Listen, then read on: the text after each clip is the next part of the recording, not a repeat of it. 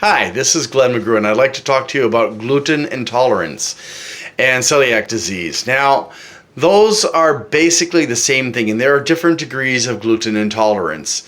The worst being the celiac disease. Now, celiac disease is a very strong reaction to gluten, and it can actually do damage to your digestive system. You can have a test done for celiac disease that will determine whether you have it or not. You can go to your doctor about that. Unfortunately, at least for the doctor that I see, there is no test for gluten intolerance, and there are different levels of gluten intolerance for those who don't have the full-blown celiac disease. My sister had it. She discovered it first. I didn't believe I had it, but then I started eating lots of wheat-based cereal for breakfast, and gosh, I got liquid. And when I say liquid, I don't mean peeing either. Okay. Yeah, it was diarrhea, and it was thick, but it was definitely diarrhea, and it was every day, and it sucked. Okay. And I eventually narrowed it down from, I discovered I had lactose intolerance. I removed the lactose from my diet, and I still had it. I removed the milk substitutes from my diet because the carrageenan and guar gum and xanthan gum, some of them were causing me to have diarrhea.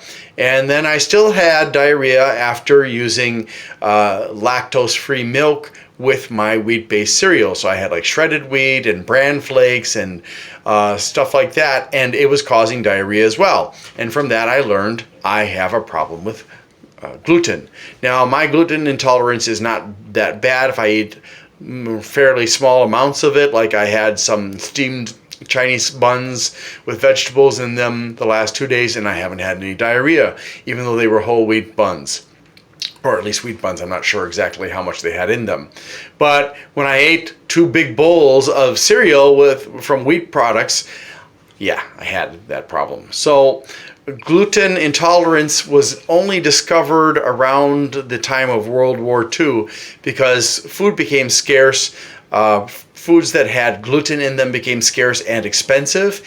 And suddenly people who had been suffering from gluten intolerance and celiac disease stopped having problems. And there was a doctor in Europe that noticed this, and he tracked their diets. And when the war ended and they started having problems again, he was able to isolate the fact that it was gluten that was causing the problem.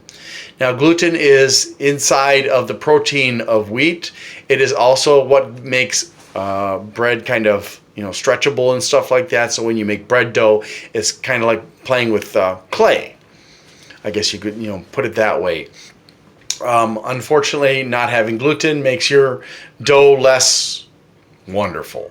So if you ever go for like a gluten-free bread, cake, or flatbread, you will notice a difference. Gluten-free tortillas tend to crack and rip much more easily than those that have gluten in them, for example. So I don't know how to avoid gluten intolerance. I just noticed at the store that there is a product to help digest gluten so that you can enjoy gluten. But gluten is in a lot of different kinds of grains. If you're eating rice, you're safe. But if you're eating like barley and millet and wheat and stuff, you're not. If you're eating oats, you should be safe unless the oats were processed on a machine that also processes things that have gluten in them. And that would be why you would see gluten-free on non-gluten containing products. Because of trace contamination. Now, if you have celiac disease, you probably want to avoid those. But if you have a relatively mild form of gluten intolerance like I do, you should be able to eat those safely.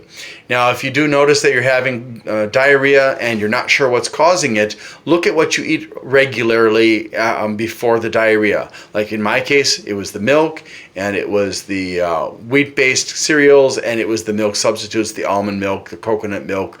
Even chocolate milk would cause diarrhea because it had carrageenan in it.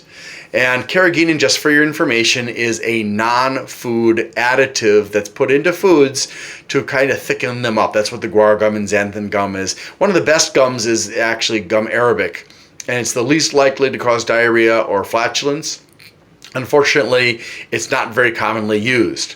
for whatever reason. I don't know. And guar gum and xanthan gum are known to cause diarrhea and flatulence. And so if you're having problems with your milk substitute, that may be the reason why you may have to look for a different brand.